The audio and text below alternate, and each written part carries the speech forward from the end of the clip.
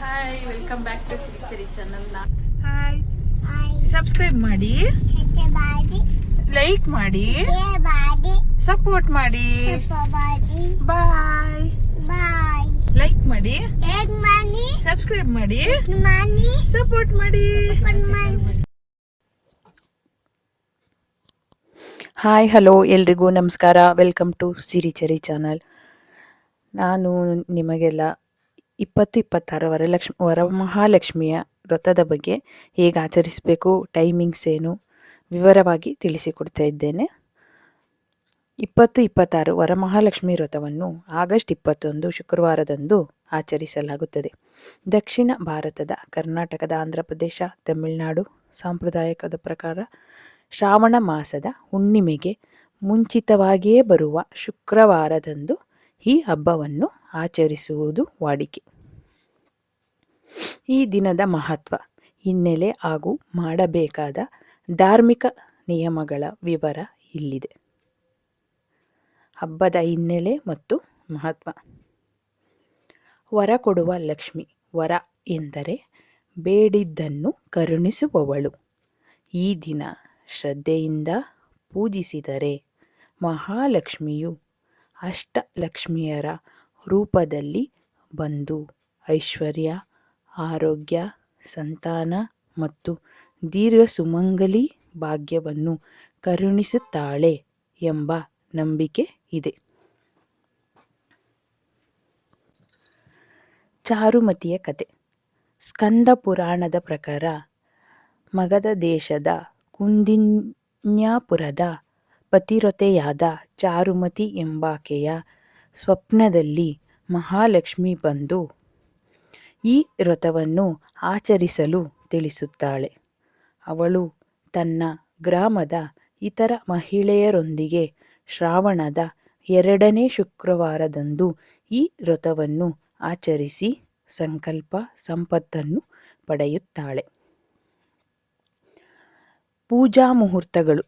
August 21, 2026 ಸಿಂಹ ಲಗ್ನ ಬೆಳಗ್ಗೆ 6:10 ರಿಂದ 8:20 ಅತ್ಯುತ್ತಮ ಸಮಯ. ವೃಶ್ಚಿಕ ಲಗ್ನ ಮಧ್ಯಾಹ್ನ 1 ರಿಂದ 3:15 ಕುಂಭ ಲಗ್ನ ಸಂಜೆ 7 ರಿಂದ 8:30 ಪೂಜೆಗೆ ಬೇಕಾಗುವ ಸಾಮಗ್ರಿಗಳ ಪಟ್ಟಿ. ಮಹಾಲಕ್ಷ್ಮಿ ಮುಖವಾಡ ಅಥವಾ ಚಿಕ್ಕ ಮೂರ್ತಿ, ಬೆಳ್ಳಿ, ತಾಮ್ರ ಅಥವಾ ಹಿತ್ತಾಳೆಯ ಕಳಶ, ತಾಂಬೂಲದ ಚೊಂಬು, ಕಳಸದ ಮೇಲೆ ಇಡಲು ನಾರಿಯ ಸಮೇತ ಇರುವ ತೆಂಗಿನಕಾಯಿ, 5 ಅಥವಾ 9 ಮಾವಿನ ಎಲೆಗಳು ಮತ್ತು ವಿಳ್ಯೆದೆಲೆಗಳು.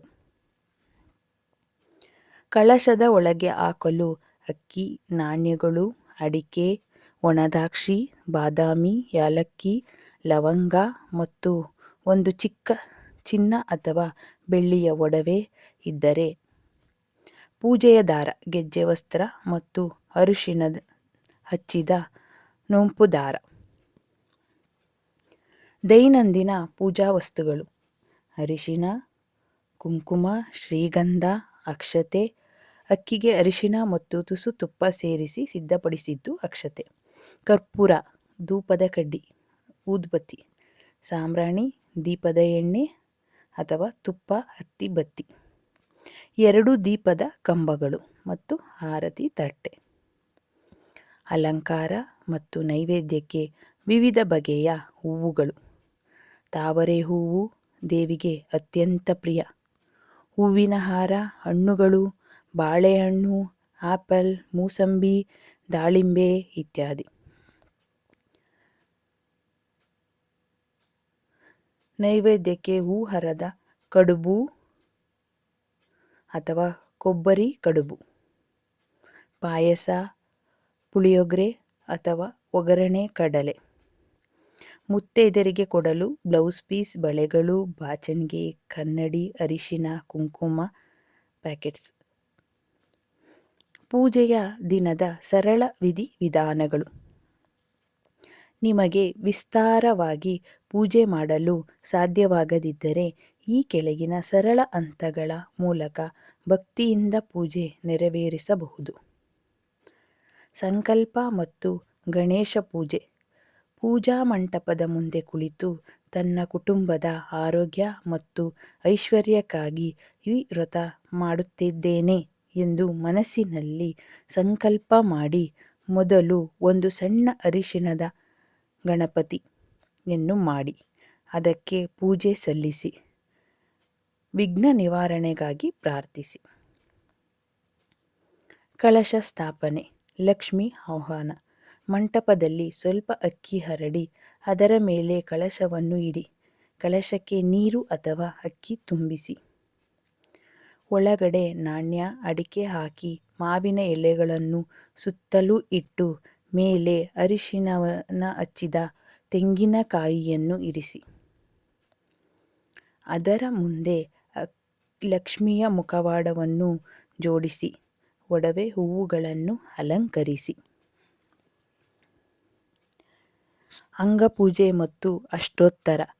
ದೇವಿಯ ಪಾದದಿಂದ ಹಿಡಿದು ಮುಖದವರೆಗೂ ಪ್ರತಿಯೊಂದು ಅಂಗಕ್ಕೂ ಮಹಾಲಕ್ಷ್ಮೀ ನಮಃ ಎನ್ನುತ್ತಾ ಅಕ್ಷತೆ ಅಥವಾ ಹೂವುಗಳನ್ನು ಸಮರ್ಪಿಸಿ ನಂತರ ಲಕ್ಷ್ಮಿ ಅಷ್ಟೋತ್ತರ ಶತನಾಮಾವಳಿ 108 ಹೆಸರುಗಳನ್ನು ಅಥವಾ ಲಕ್ಷ್ಮೀ ಸಹಸ್ರನಾಮವನ್ನು ಪಠಿಸುತ್ತಾ ಕುಂಕುಮ ಅಥವಾ ಹೂವಿನ ದಳಗಳಿಂದ ಅರ್ಚನೆ ಮಾಡಿ.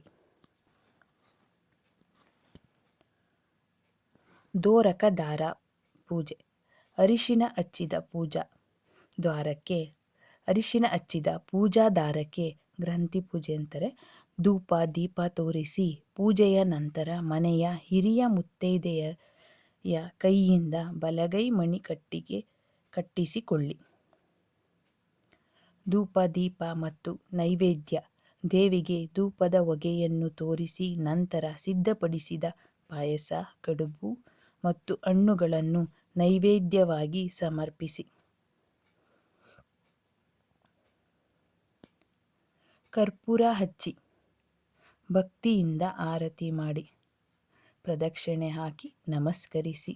ಸಂಜೆ ಮುತ್ತೈದೆಯರನ್ನು ಕರೆದು ತಾಂಬೂಲ ನೀಡಿ ಆಶೀರ್ವಾದ ಪಡೆಯಿರಿ.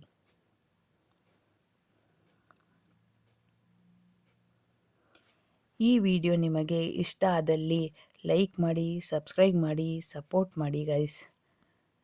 ಧನ್ಯವಾದಗಳು.